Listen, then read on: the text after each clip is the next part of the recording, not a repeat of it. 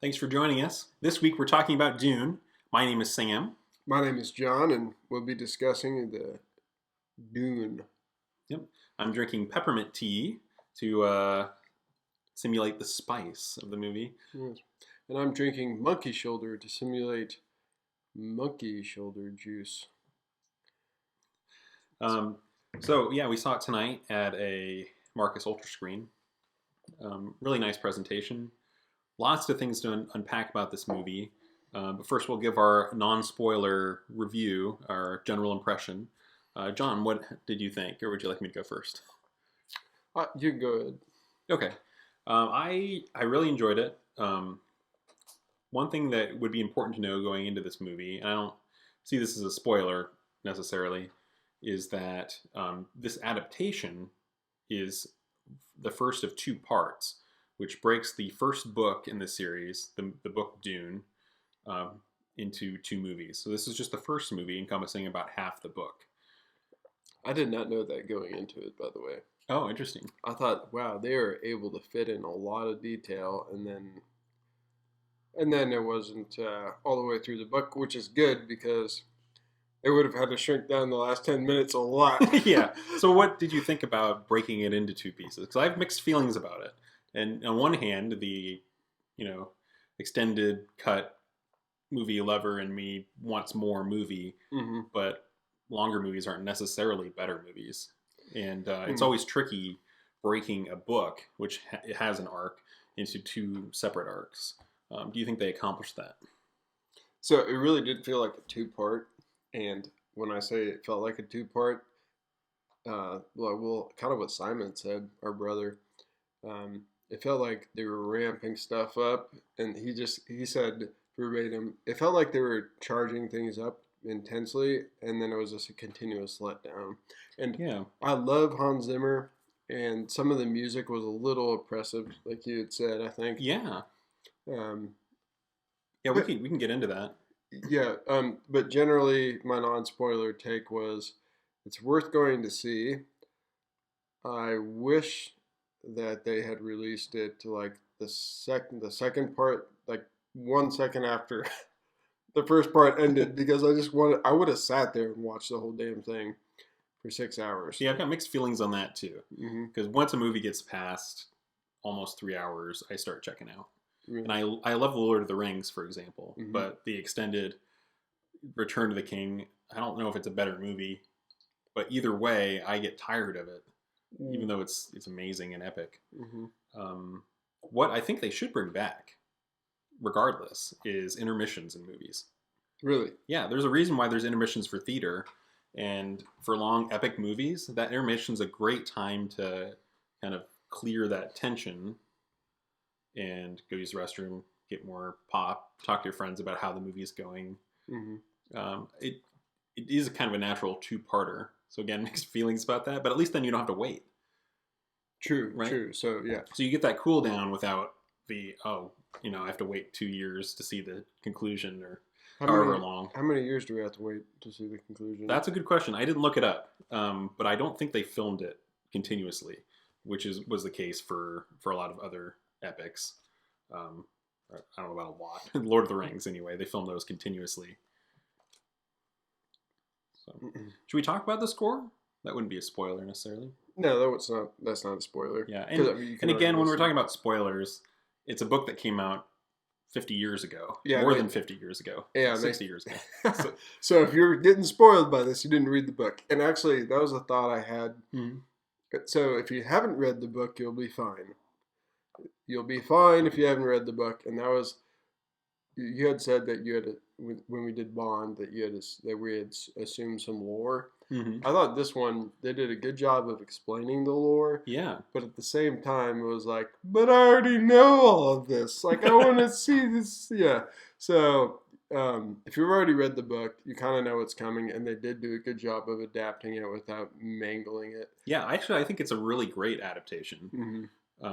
Dune famously is one of the tricky things to adapt, along with Lord of the Rings.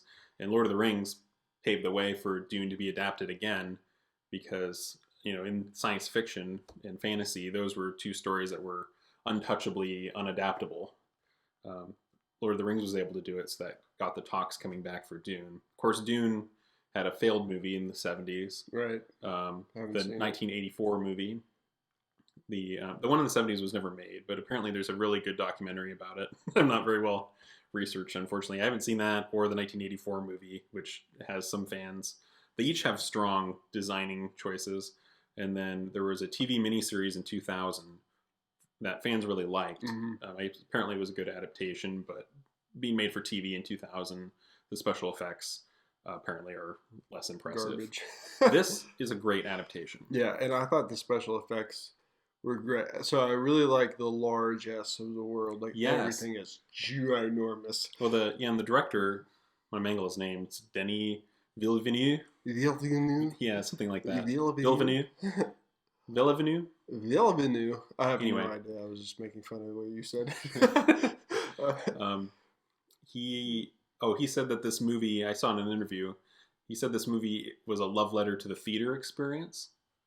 So even though it is being simultaneously released on HBO on the Friday it comes out, we saw the Thursday preview. Right. I highly recommend going to see this one at a movie theater. Absolutely. Not just because I'm a fan of the movie theater experience, but this is clearly a movie that was designed to be seen in a movie theater. Yeah, like everything's so big about it.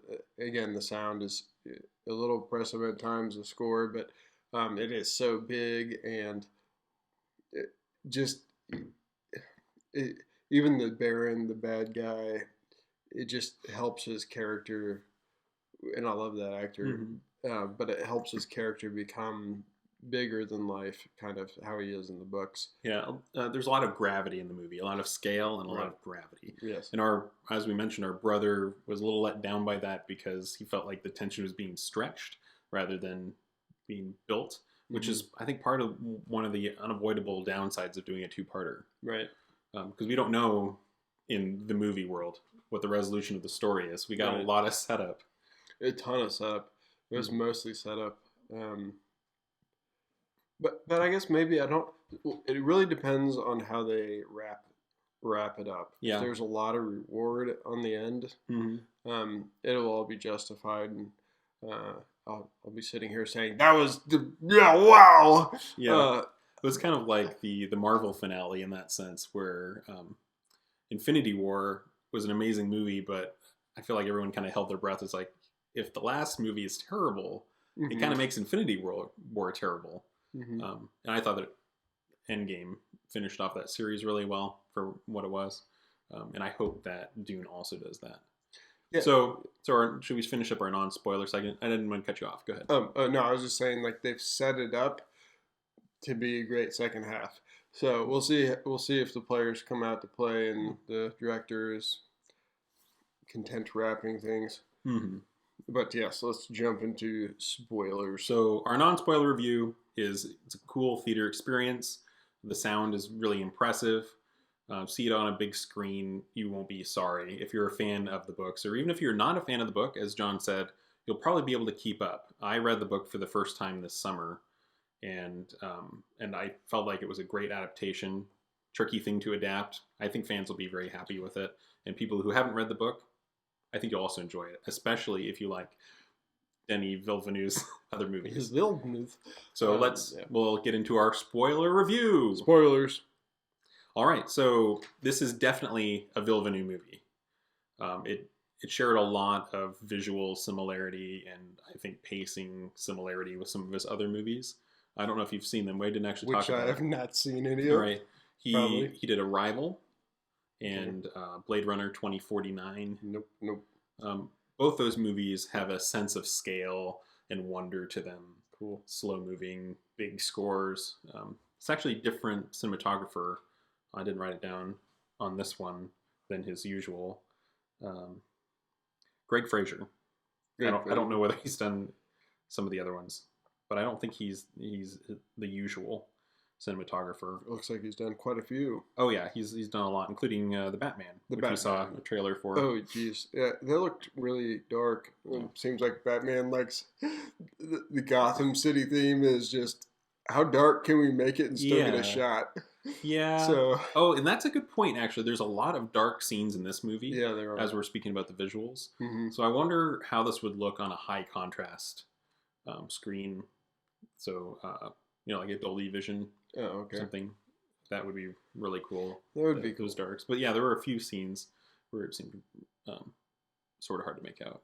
But Yeah. not a lot. Yeah, I like the way that the way they introduced Paul's character after you see the desert at first, and then I thought they did a really good job of showing Paul's character, and they do this a couple times. But there's water on the window, just dripping down and Mm-hmm. casting shadows on him, and I thought that was a great contrast to where he's going. And again, I wish I hadn't read the book. Part of me wishes I hadn't. I probably wouldn't have gone to see it if not.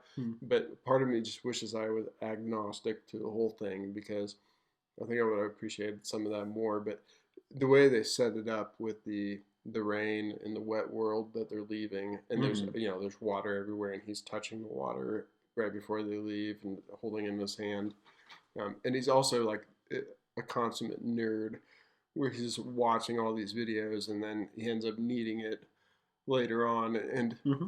so some of that is interesting, and they don't give too much to the lore of him being the Ali guy The son. I forget. Yeah, I don't remember. Yeah, But yeah, the Messiah. Yeah, Um, yeah. the Fremen. So it's kind of Al Sun believable. Igaib. Allah, yeah, Allah, Or that, no, there's another term. That means the one from afar or something like that. the one from But the other world speaks from another world. yeah, exactly. Lisan, Allah, And then the other one is um, the Yitzhak Haderach, yeah, that's the something like Benny that. Gesserit's name for the Messiah, or like their That's not quite right, but it's yeah. close. Yeah. And speaking of which, when he's like realizing that he's a freak, and then he tells his mother in the voice to get off of him. I thought that was really well done. Yeah, the I mean, sound design was really interesting. Yeah, yeah, and how do you get his visions across? I thought they did actually Yeah. a superb job of getting his visions across without making it feel like Because it's a big thing in the books. Is a lot of it is introspective. right. It's people's thoughts and people's attitudes as they're saying things. Mm-hmm. Is a huge part of the book, and the book gives you information very, very slowly, which I think is a really cool way to tell the story, Mm-hmm. but really hard to communicate in a movie where Absolutely. someone thinking is just looking at them, unless you're doing lots of voiceovers, which I don't think there were any. I don't think there was any. Yeah, there might have been one. There's a lot of expressions and eye twitching that Mm. kind of told you things were happening. There might have been a voiceover at the very beginning, maybe, but there weren't much. There wasn't much if there was. Any. Yeah, I don't remember any, so Yeah, that tells you it wasn't the first cut of Blade. It wasn't the first cut of Blade Runner. I haven't seen. Oh, okay. Yeah, But yeah. The first cut is all, yeah, his voiceovers. But yeah. So if you like Villeneuve, this fits very comfortably with his canon of movies. It's different, but it definitely speaks the same language. Shall we talk about the score? Since we were talking about sound a little Sure, bit. sure. Sound design, very, very cool. Had a cool way of communicating when people are using the voice and that sort of thing. But the score itself, I wonder, I hate even saying this because I love Hans Zimmer, me too. but I wonder if I'm a little over the Like with the whole theater is shaking. yeah, Okay, it's so a cool effect, yeah. but so much of the score It's- is that sort of Inception-y, Dark Knight-y. It's not an orchestra sound. It's definitely a different sound than those other movies, but it had the same like hugeness to it, which fits the movie. right. But it was I a think little that tiring. it's a little tiring and repetitive. It almost feels like. Mhm. And Hans Zimmer has his classic like dun, dun, dun, dun, dun, dun, from Pirates of the Caribbean, where he has this little theme that you can kind of tag throughout the whole thing. That's just popping. It's Mhm. popping. And lots of whispering Yeah, there was voices. That was an interesting effect. Yeah, I like the Um, whispering. The thing I didn't like was Mm-hmm. some of that just got like, whoa, okay. Just because of the volume, or Some of the pitch too. So they have. It sounds like almost Arabic, but it's not Arabic. But it's a kind of like that kind of sound. yeah, it's with creating the a point. contrast, Which so the Atreides on their home world Mm-hmm. were represented by bagpipes. They're from a world that's green, and it looks kind of Scottish. But even the bagpipes were kind of dark when they Yeah, entered. So it was kind but of it was like, a different sound than so yeah, thank God than it was Dune. a different sound. Yeah. But it was still like, it still followed the same. I never felt like you broke out. So maybe in the Atreides homeworld, they could have done something where, it was happy. a little more melodic, maybe orchestral. Yeah, melodic, just some more contrast between, because you get the idea that the world's wet and, it's green and happy. And then he has that vision where he sees his home world with all the Fremen on it, screaming his name and stuff. Oh, right, yeah. But that scene, I think, would have paid off a little better if they had made the wet world much more happy. It made a musical link Yeah, between the world they left and the world that he's going to create if he goes along his path. Because he doesn't want to, right? And then, so it could have been like, I think they could have made it happy, like the Shire, kind of. Maybe not that extreme. Yeah, but I said that and then I took it back. That's almost circus music. Yeah. It's like, it's still a pretty serious world. Yeah. So maybe that's another thing. Like, if you're going to break it up into two parts, I wish they would have made it much more happy to be there instead of being in the graveyard with his father. And his father's like, I also didn't want this ring. And I told my father that as well, which I thought was a good scene. I thought it was cool. I thought it was a good scene. I think the adaptation was missing some of the social element, which maybe it'll show up in the next book. What I mean is, like, they cut out the dinner scene when he's meeting with dignitaries and things, and tension's really high. I don't know if you remember that scene. I don't. It's been a while since. It's right before tragedy occurs for the Atreides. So they're essentially, I think what it represents in the book is that they're playing the same political game that they played on Caledon? Yeah, there we go. Caledon. Yeah. But that game's not going to work here, I think, is what that represents in the book. Right, yeah. And it's all right to cut it, and you wouldn't want to. Yeah, you don't want to have too much of the bureaucracy stuff and whatnot, but I felt like they did a good job of pulling in the bad guys again. And I thought Dr. Yui was really well done, and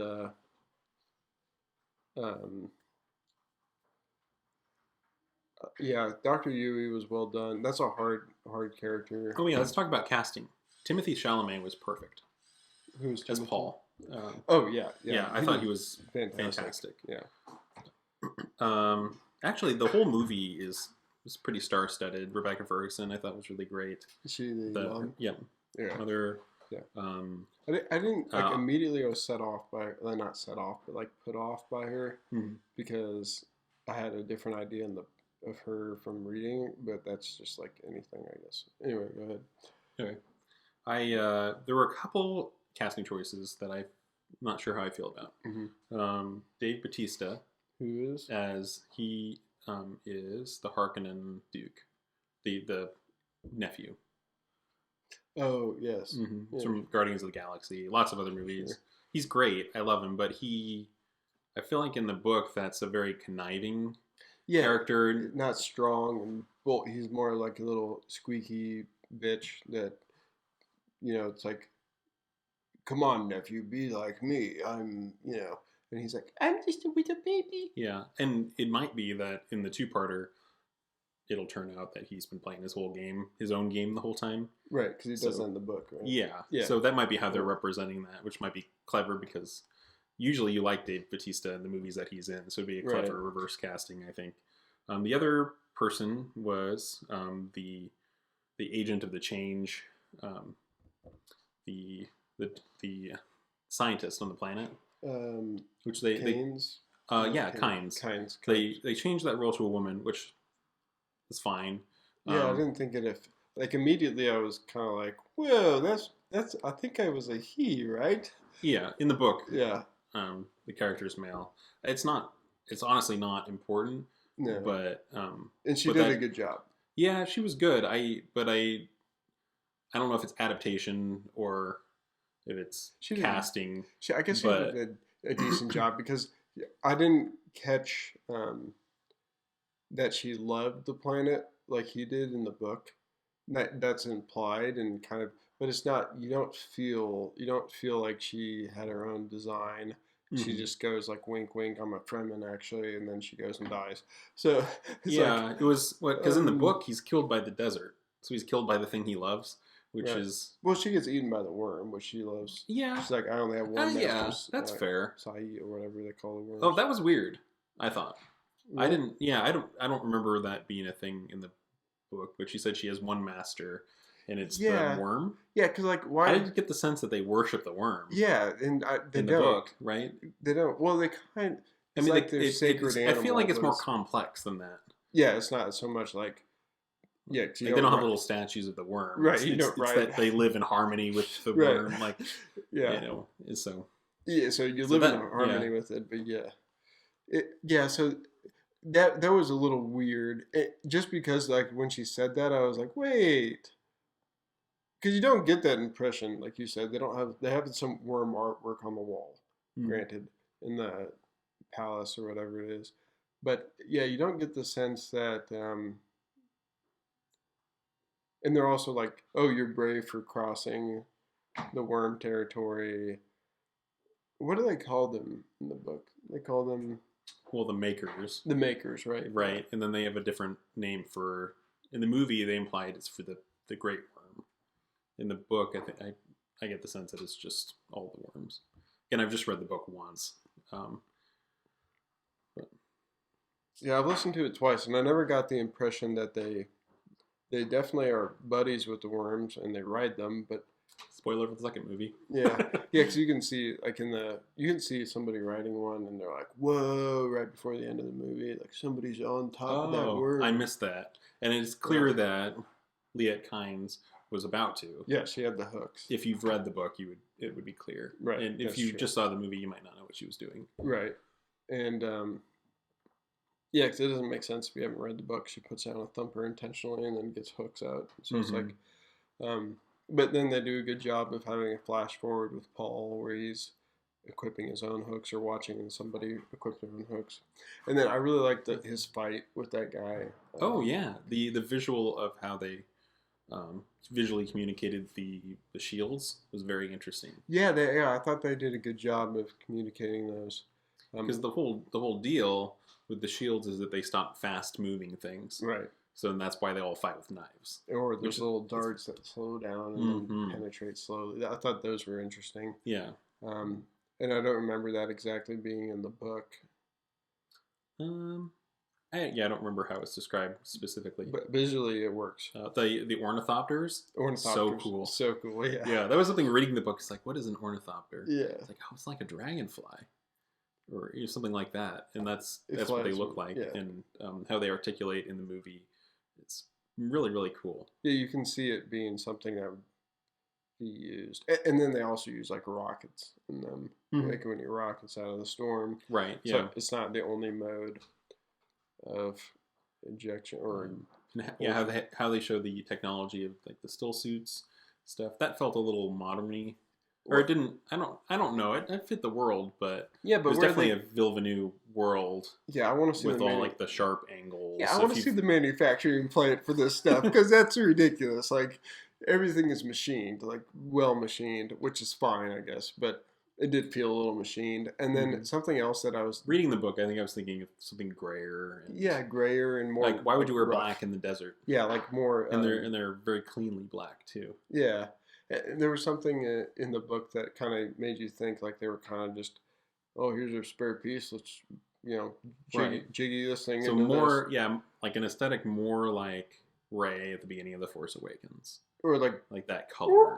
Sand people. Yeah, the sand I was thinking the sand people. Yeah, there we go. Mm-hmm. Yeah, it's still cool. It's still cool. But something it fits his aesthetic, but yeah, so I guess I don't have a problem with that other than where are the machines. Like where are you storing these machines in the desert? Which is something that's in the book too. I mean, they kind of offhandedly mention that the Fremen make all this stuff, right? But they don't really show it in the book. Yeah, at least the first book. I haven't read the rest of the books. I've read some. Anyway, so something else that I was kind of disappointed with, um, in regards to the still suits, which are Hmm. like without one of these for 2 hours, even in the morning, you'll die. Hmm. Well, the mother guys aren't. They don't have the masks on near the end of the movie, and like the Fremen is like still suit discipline. It's like reading ancient Roman history, where it's like the Hmm. field of Mars and the ancient Roman discipline, where you had to have your Yeah. mask on all the time, and they had their masks off and stuff, and they were walking around with their still suits unstilled, like Hmm. un. And that was something that's like in the book. If you don't have your still suit on right, you'll get your child and you get slapped around for not Right, having because I that remember in thing. the book, after Paul kills the guy, Mm-hmm. he cries, right? Right, he does And cry. the Fremen are surprised by that. He's like, he's Right. giving water to the dead. Yeah, yeah, and they Because didn't do they don't that. even cry. That's how Right. important the water is. Right. So you can't do that if nobody's wearing their still suits right. Yeah, So I mean, I get it to the extent that it's a movie. and you got to And see yeah, you faces. want to see the actors' faces. So So I get it to a degree, but that's I think true. you're right. It does subtract from their their discipline because the reason that they're The such good. cinema verite of this Yeah. of this fantasy. Right, but it does detract from the world, the harshness of the desert, I Mhm. think, a little bit. And it also, Well, and that was part of the reason why I thought it would have been cool to have a Liet Kynes dying in the desert scene to oh, reinforce, that the desert will kill you if you don't wear your still suit right. Or if you have a hole in right? or whatever happened Because to they him. capture him in the book, her in the movie, and Right. they leave him out in the desert without a still suit, Right, and that's what kills him. right? So because the Fremen don't find him. So yeah, it wasn't super built in why the Fremen revered Liet Kynes and all that sort of thing, which I assume they'll go into in the second movie a little bit more. Because to them, he was just Liet. I think is. Yeah. So yeah, some of that, but otherwise, I mean, yeah. So I guess I'll forgive that seeing the faces because we're paying these actors a lot of money, so might as well see their faces. The other scene, and again, we're tearing apart a movie that's really good. It's a really good adaptation. Yeah, it It's a is. very entertaining movie. Mm-hmm. It might be a little anticlimactic because it's part one of two. Right.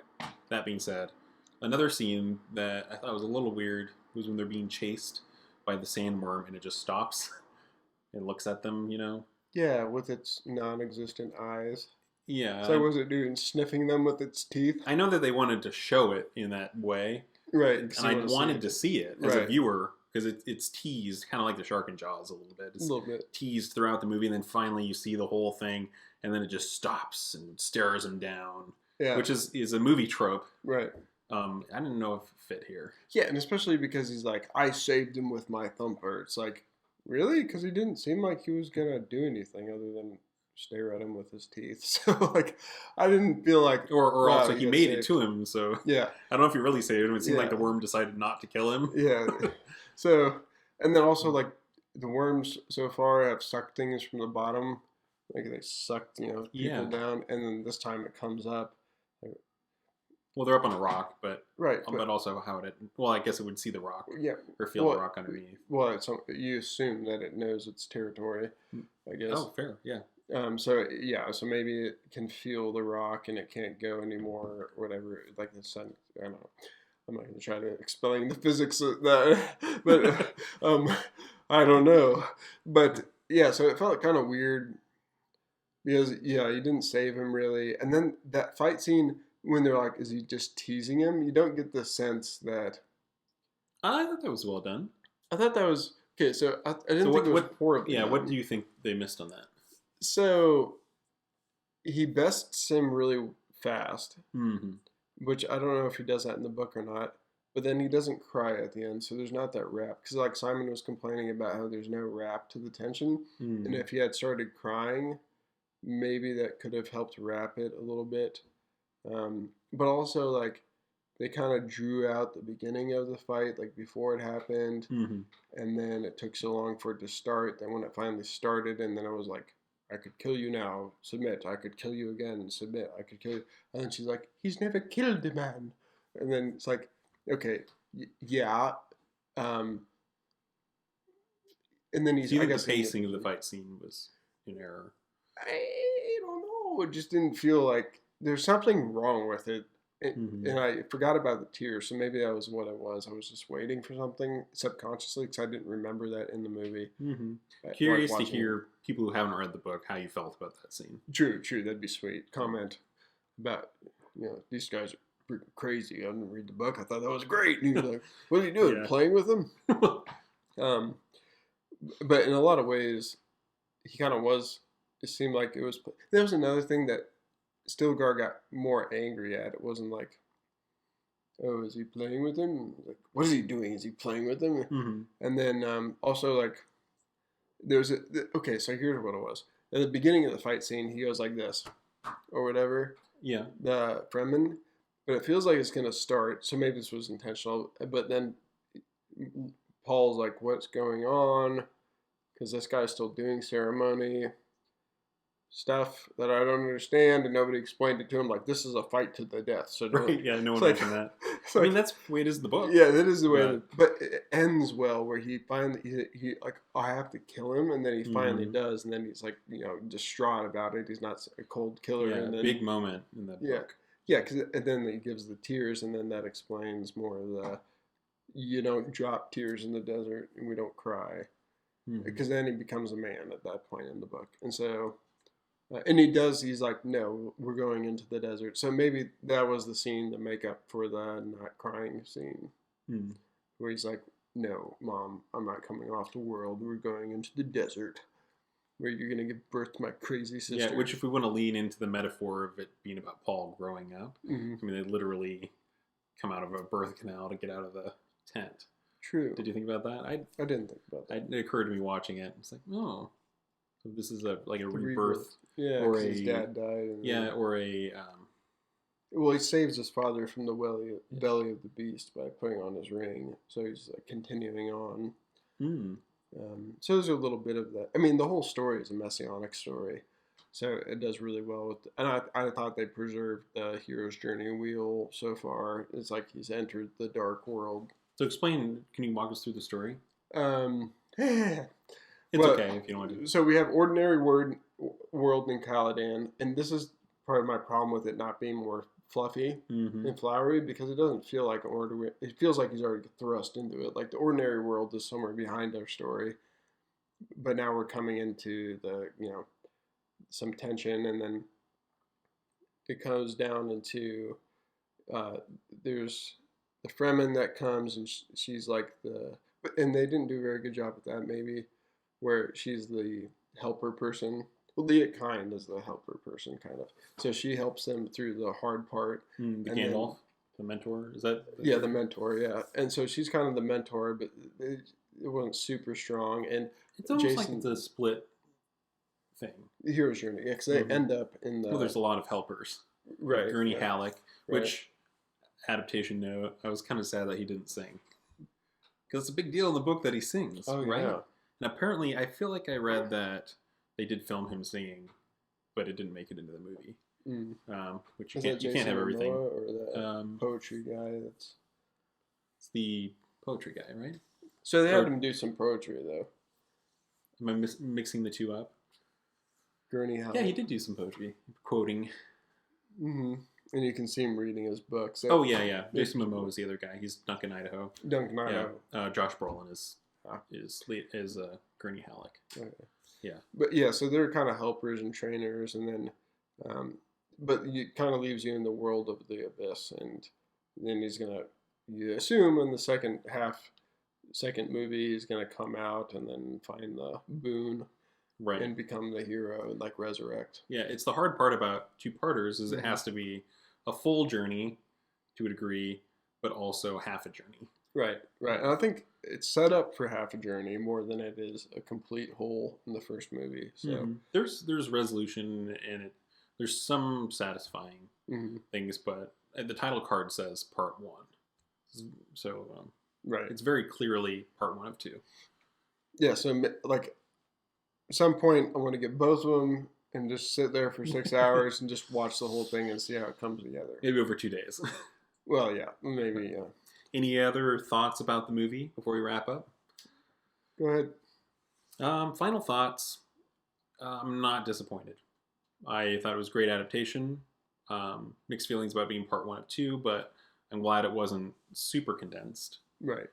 A little tired of the Hans Zimmer sound, maybe. Again, can I feel bad saying Yeah, it? Because it sounds amazing. It does. And it's really cool, but at times maybe it's a little overbearing. And again, it's a long movie. And I was a little scared of that watching the preview, or what do you call it? Blanking. Yeah, the trailer. Where it was just like I was expecting some sick music, and it was and that kind of thing going on, and the whole movie's like that. So if you've seen the trailer, most of the music is the trailer. So, but I love. Interested to hear your thoughts on the score as well. Yeah, that'd be great. The like you said, the second movie will make it or break it. Make it or break it, yes. Yeah, I mean, this movie still has super cool scenes. Yeah. Timothy Chalamet is perfect. Right. A lot of the other characters are perfect. Oscar Isaac, perfect. Atreides, Duke Atreides. Oh yeah, he's really good. Rebecca Ferguson. Mm-hmm. A lot of the other characters, really well cast. I really liked the Bene Gesserit too. I thought they did a fantastic they're job. Scary. Yeah, I thought they did a great job of making them scary, and it was very true to my imagination from the book. Yeah, and kudos to Rebecca Ferguson. I thought she was able to convey that she's a very strong character while she's also a mother. Yeah, and very human. And very worried about Paul. Yeah. Like, you really feel for her in the movie, but you don't get the sense of like that she's weak or... And I think the establishing scene where she's teaching Paul is very helpful to establish that she's taught Paul these things that he knows. So anyway, kudos. Yeah, kudos indeed. But yeah, so I thought overall really good. We'll see what the second half brings. Right now we're tied at halftime, and we'll see if they can pull it together. I have a high degree of confidence they will. I'm not expecting the music to change all that much, but no, and at this point I wouldn't want it to necessarily. Well, depending on after he goes into the like God Emperor mode, then you could introduce a theme where it's like, you know, like a power theme, but like the whole thing. So, but anyway, I thought it was really good altogether. You should definitely go see it so you can watch the second half, because the first half's good, but the second half's going to be good. I really hope. But overall, definitely worth going to a theater to see. Don't watch it on HBO. If you watch this on HBO, then I hope you have a super nice home theater. Yeah, if you have a great home theater, awesome. Do it. But if you can see it in the theater safely and in a big screen, I highly recommend it for this movie. Yeah, if you can get those subwoofers that are in the theater. Yeah, you can definitely feel the world. Yeah, so great. Thanks for joining us. Thanks for joining us. Like and subscribe to see our future videos on movies upcoming. Thanks. Bye-bye.